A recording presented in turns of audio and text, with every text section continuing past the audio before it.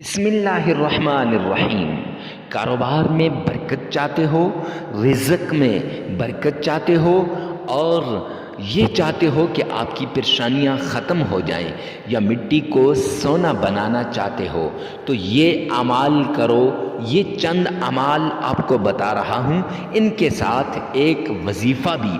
یہ اعمال جس آدمی نے کیے اس کے گھر میں، اس کے کاروبار میں، اس کے مال میں، اس کے رزق میں اور اس کی اولاد میں برکت ہوگی، اور یہ وظیفہ جس نے کیا اس کی پریشانیاں ختم ہوں گی، اس کی حاجتیں پوری ہوں گی، اس کی مرادیں پوری ہوں گی، اور جو تمنائیں ہیں، جو خواہشیں ہیں، اگر ان کو عملی جامہ پہنانا چاہتے ہو تو اس وظیفے کو بھی کرو اور ان اعمال کو بھی کرو۔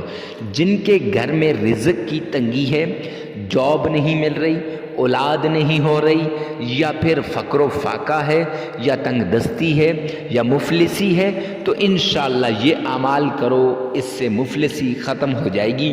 پھر میں آپ کو ایک وظیفہ بتاؤں گا، جو آدمی اس وظیفے کو چلتے پھرتے اٹھتے بیٹھتے کرے گا انشاءاللہ اپنی زندگی کا معمول بنا لو۔ زندگی میں کبھی دولت ختم نہیں ہوگی، گھر سے کبھی کاروبار نیچے نہیں آئے گا۔ لوگ فون کر کے آپ سے پوچھیں گے کون سا ایسا عمل آپ کر رہے ہو۔ معزز سامعین کرام، پہلے وہ اعمال سن لیجئے جن سے گھر میں اور رزق میں، اولاد میں، ہر چیز میں برکت ہوتی ہے۔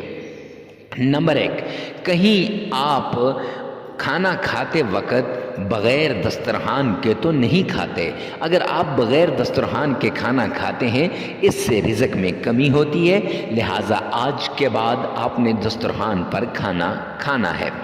نمبر 2، واش روم کے اندر، بیت الخلاء کے اندر، ٹوائلٹ کے اندر آپ نے باتیں نہیں کرنی۔ اگر آپ ٹوائلٹ میں باتیں کرتے ہیں تو اس سے بھی رزق میں کمی ہوتی ہے، اور آج کے بعد یہ نہیں کرنا۔ نمبر 3، جس جگہ برتن دھوئے جاتے ہیں اور جس جگہ برتن صاف کیے جاتے ہیں اس جگہ پر پیشاب نہیں کرنا۔ اگر وہاں پیشاب کرو گے تو رزق کے اندر کمی آ جائے گی۔ نمبر 4، گھر کے اندر خواہ مخواہ لڑائی جھگڑا پیدا کر لینا۔ لڑائی جھگڑے سے بھی رزق کے اندر کمی آ جاتی ہے اور رزق تنگ ہو جاتا ہے، لہٰذا لڑائی جھگڑا نہیں کرنا، اس سے بھی رزق بڑھ جائے گا۔ نمبر 5، آپ نے اپنے ناخنوں کو منہ سے نہیں توڑنا۔ جب انسان ناخن منہ سے توڑتا ہے، کھاتا ہے یعنی، تو اس سے رزق کے اندر کمی آتی ہے۔ منحوس آدمی کی یہ علامت ہے۔ نمبر 6، آپ نے 5 نمازوں کو پڑھنا ہے، بے نمازی آپ کے گھر میں نہ ہو۔ اگر آپ کے گھر میں بے نمازی ہے تو اس سے بھی رزق کے اندر کمی آ جاتی ہے، کیونکہ حدیث پاک کے اندر آتا ہے بے نمازی کی نحوست 40 گھروں تک جاتی ہے، اور 40 گھر وہ اس کی نحوست کے اندر آ جاتے ہیں۔ تو کہیں ایسا نہ ہو کہ آپ بھی جو ہے رزق کی کمی کا سبب بن جائیں اور آپ کے گھر میں بھی رزق کم ہو جائے۔